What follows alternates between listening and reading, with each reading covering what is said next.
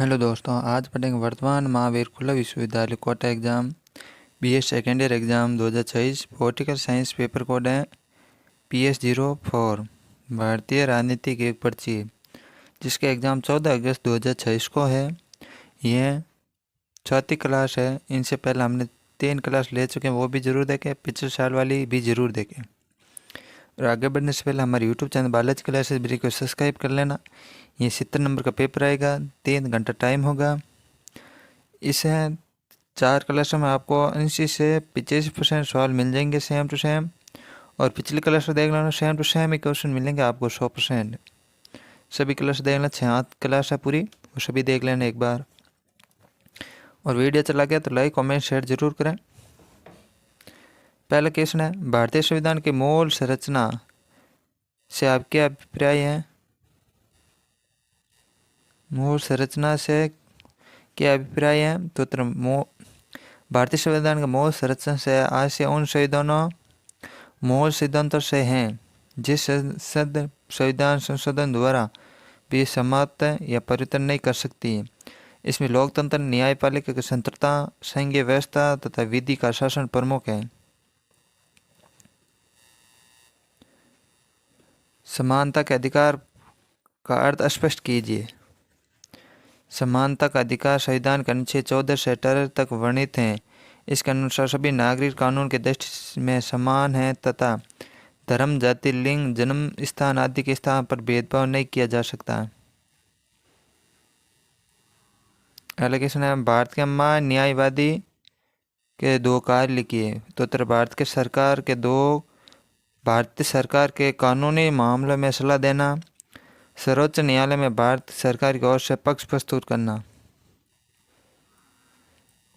Allocation है, मंत्रिपरिषद के सामूहिक उत्तरदायित्व से आप क्या समझते हैं? उत्तर है, भारतीय संविधान अनुच्छेद 75(3) के अनुसार मंत्रिपरिषद सामूहिक रूप से लोकसभा के पत्र उत्तरदायी हैं। यदि लोकसभा अविश्वास प्रस्ताव पारित कर देती है तो पूरी मंत्रिपरिषद को इस्तीफा देना पड़ता है।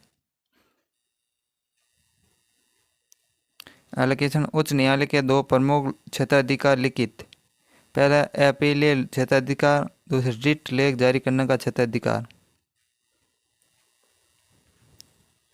एलोकेशन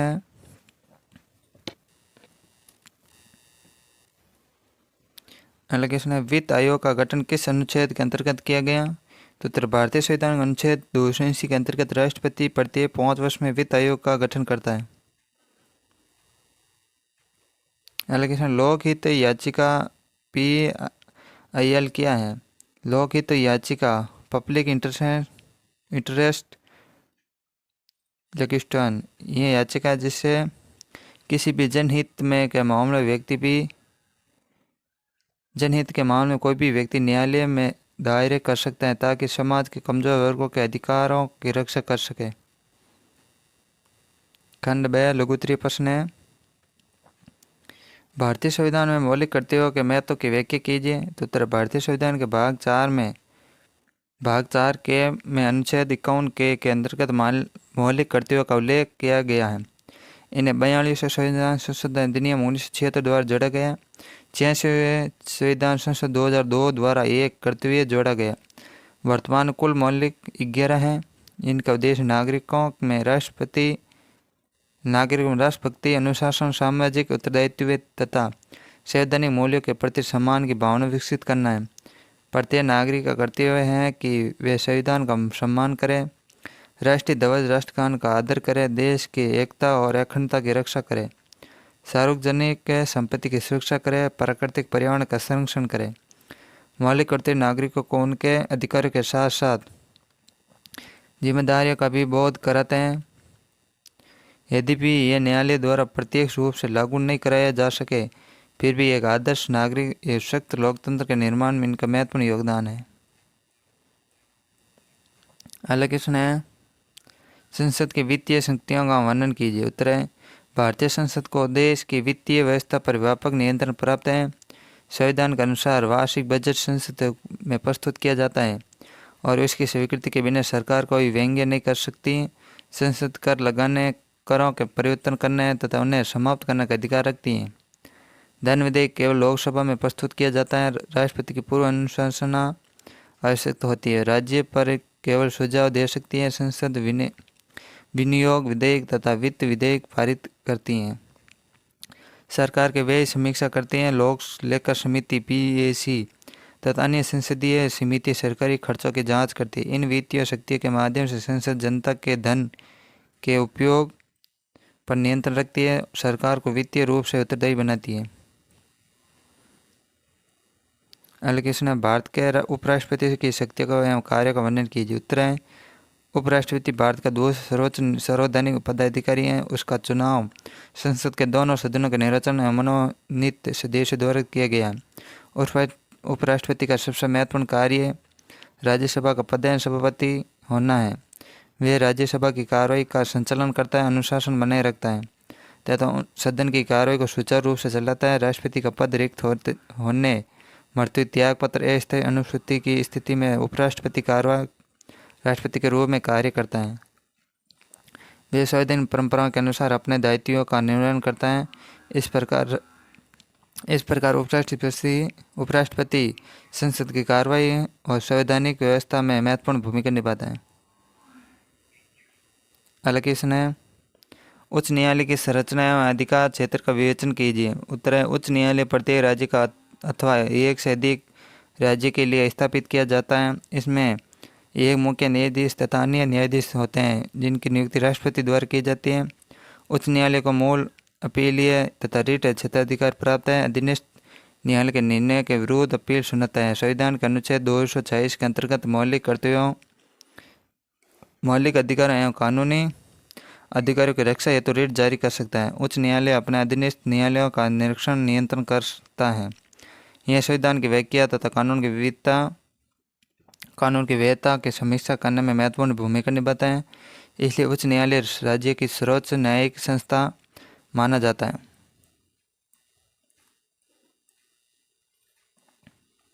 भारत में दलीय व्यवस्था की प्रमुख विशेषता का वर्णन कीजिए। उत्तर भारत में दलीय व्यवस्था लोकतांत्रिक शासन प्रणाली के महत्वपूर्ण उदाहरण है। भारत में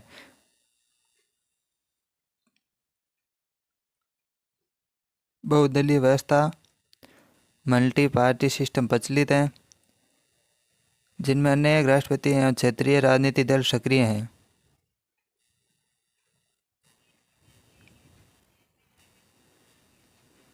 और राष्ट्रीय दल पूरे देश में कार्य करता है जबकि क्षेत्रीय दल विशेष राज्यों के हितों का प्रतिनिधित्व करता है। भारतीय दलीय व्यवस्था में गठबंधन राजनीति और लोकतांत्रिक चुनाव की विपक्ष महत्वपूर्ण भूमिका तथा जनता का प्रति उत्तरदायित्व जैसी विशेषता दिखाई देती है।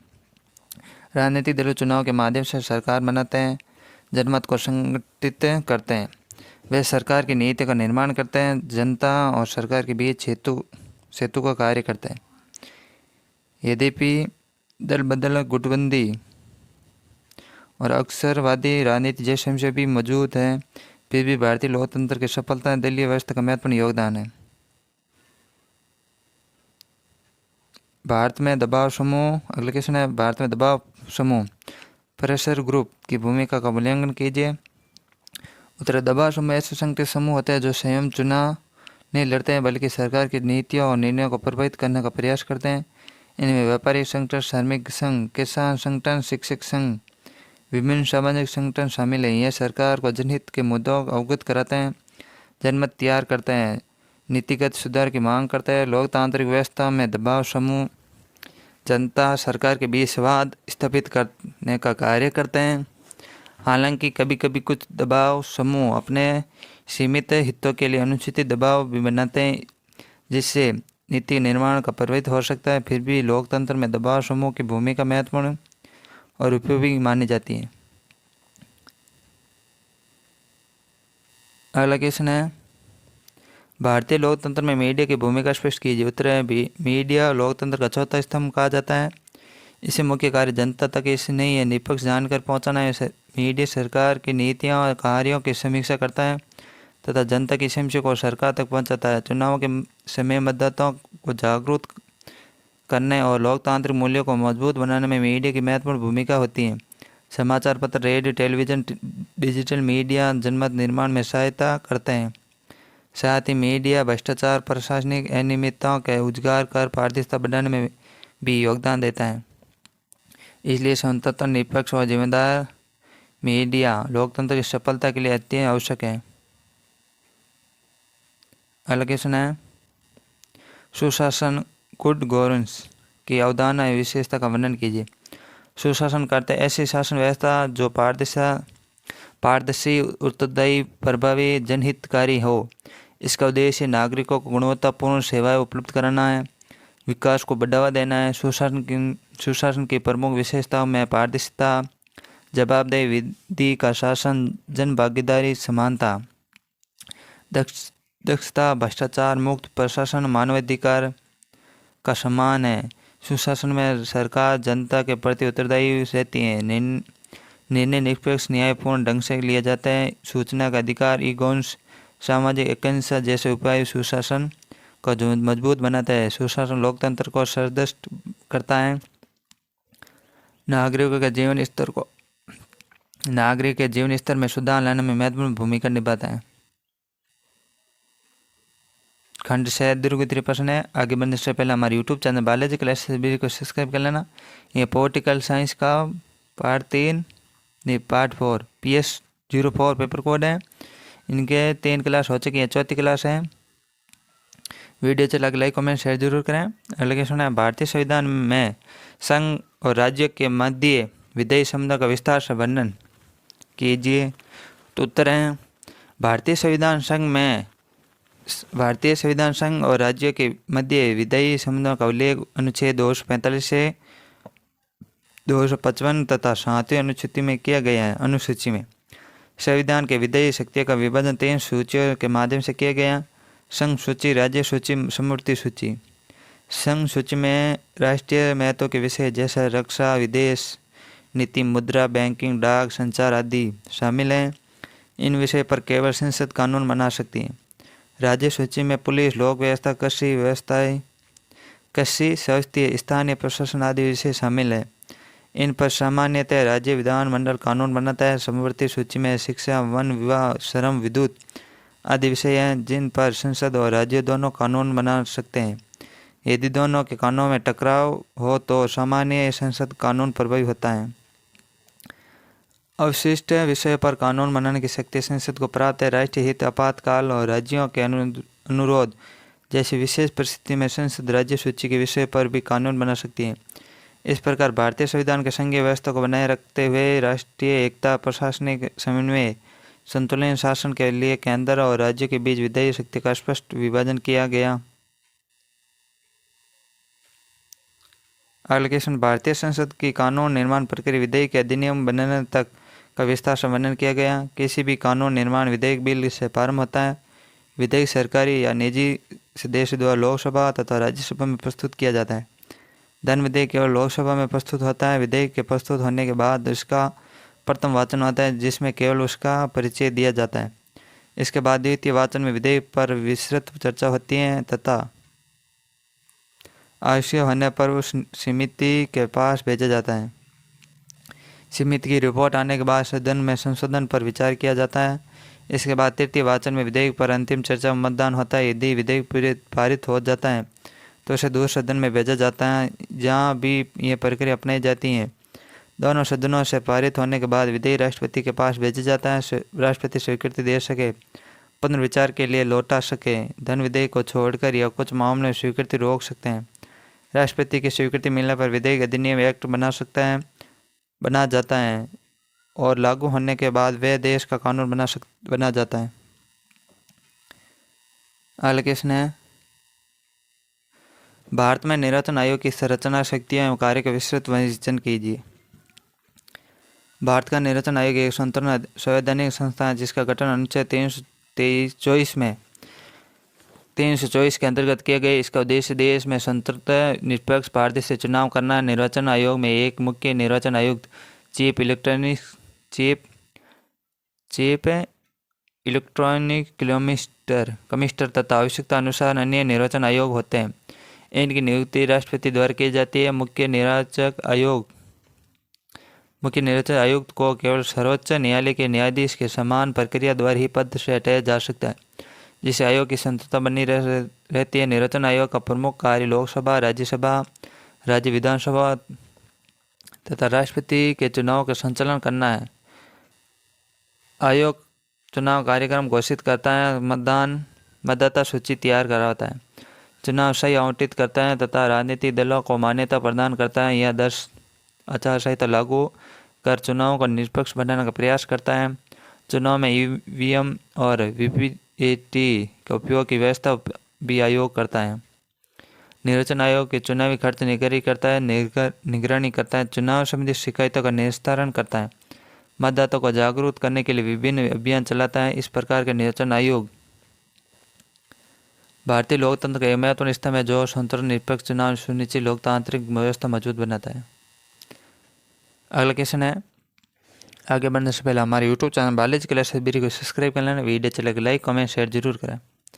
क्वेश्चन है, भारतीय लोकतंत्र में न्यायपालिका की भूमिका के महत्व को आलोचनात्मक परीक्षण कीजिए। उत्तर है, भारतीय न्यायपालिका लोकतंत्र का एक महत्वपूर्ण स्तंभ है।